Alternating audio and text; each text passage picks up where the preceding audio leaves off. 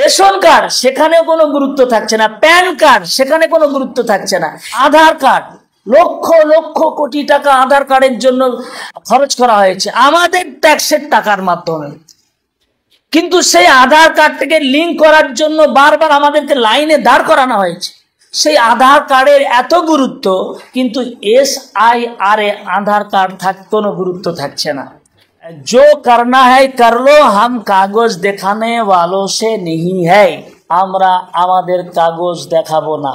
Jail में जाएंगे, तिहाड़ में जाएंगे, जितना जेल है जेल बनाओ, जेल का दरवाजा खोल दो, हम लोग जेल में जाएंगे मगर अपना कागज हाँ दिखाएंगे, वोटर कार्ड दिखाएंगे, पैन कार्ड दिखाएंगे, हम लोग आधार कार्ड दिखाएंगे, रेशन कार्ड दिखाएंगे, जो हमको बना के दिया सरकार ने वो हम लोग दिखाएंगे।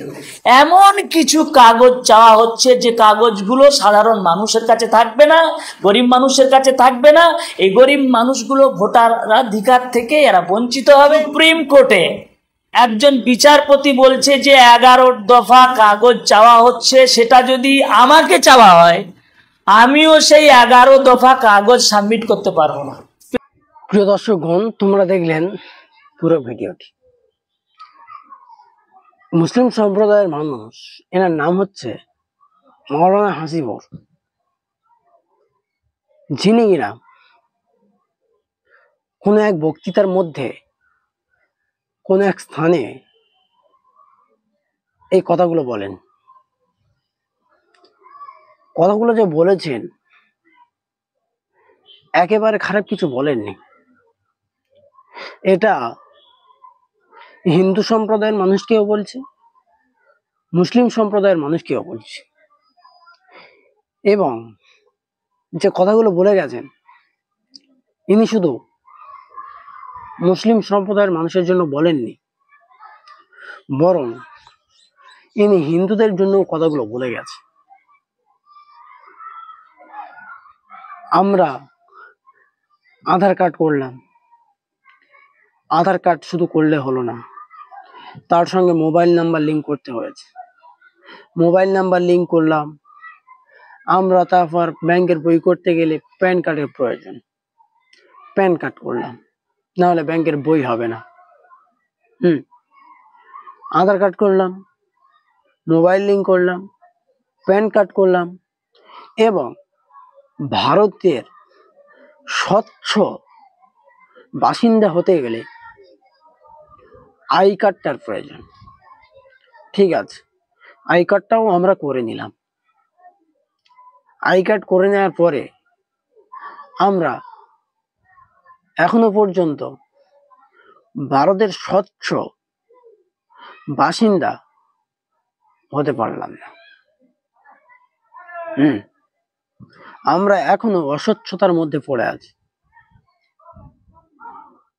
এই Aadhaar card, PAN card, identity card, এগুলো আমরা সবাই জানি যে ভারতবর্ষের সব থেকে মূল্যবান জিনিস। ভারতবর্ষের সব থেকে মূল্যবান জিনিস Aadhaar card, PAN card, identity card, এগুলো মানুষের পরিচয়।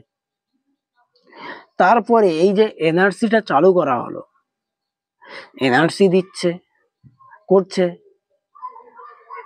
হ্যাঁ, এই যে আমরা জিনিসগুলো করেছি এত এত টাকা খরচা করে, পুরো ভারতবর্ষের মানুষ করেছে, তাহলে কোটি কোটি টাকা ইনকাম করে নিয়েছে।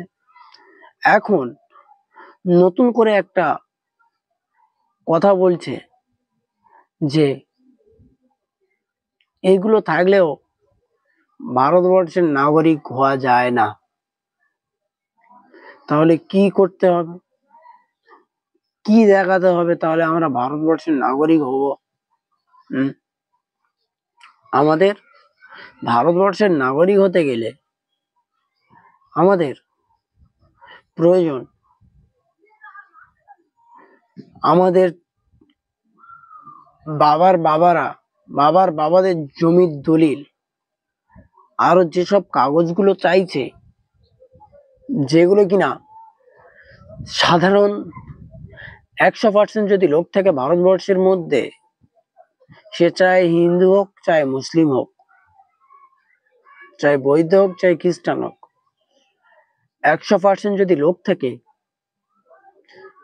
99% লোকের কাছে তার কোনো ডকুমেন্টস নেই, সে কিচ্ছু দেখাতে পারবে না। কিচ্ছু দেখাতে পারবে না। তা বলে কি সে ভারতবর্ষের নাগরিক নয়? বিহারে এনআরসি করেছে, বহুত মানুষকে বার করে দিয়েছে। তাদের মধ্যে কি সবাই বাংলাদেশি ছিল? সবাই বাংলাদেশি ছিল? তাদের যতটুকু প্রমাণ দেখানোর দরকার তারা ততটুকু প্রমাণ দেখাচ্ছে ভারতবর্ষের নাগরিক হিসাবে। তারপরেও বলছে এরা ভারতবর্ষের নাগরিক নয়, এরা ফেক রোহিঙ্গা।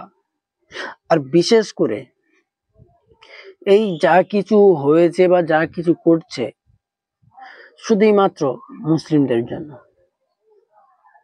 এবং যারা এই এনআরসি চালু করছে, যারা চিল্লাচ্ছে, কথা বলছে, তাদের বাড়িতে যদি ঠিকমতো তদন্ত করা যায়, তারাই নিজেরা এই দেশের রোহিঙ্গা। হ্যাঁ, তারাই আসলে ভারতবর্ষের নাগরিক নয়। আর আমরা এটাই ভাবেনি বা এটাই আমাদের বুঝতে হবে, আমরা ভারতবর্ষের নাগরিক হিসাবে এবং ভারতবর্ষের নাগরিক আমরা আমরা চিল্লাই আমরা ভারতবর্ষের নাগরিক, আমরা ভারতবর্ষের নাগরিক। কিন্তু আমরা যাদের মুখ চেয়ে পড়ে আছি, আমরা যাদের কথা শুনি, আমরা যাদেরকে ভোট দিয়ে বড় করছি, তারাই একটাবারের জন্য বলে না, বা সেই রাজ্যের মুখ্যমন্ত্রী একটাবারের জন্য বলছে না যে এরা আসলেই পশ্চিমবঙ্গের বাসিন্দা। তার কোনো আওয়াজ ওঠাচ্ছে না, তিনি কোনো আওয়াজই তুলছেন। তাহলে আমরা কার মুখ দেখে ভোট দিচ্ছি, কাকে বড় করছি? ভাববার বিষয় না এগুলো?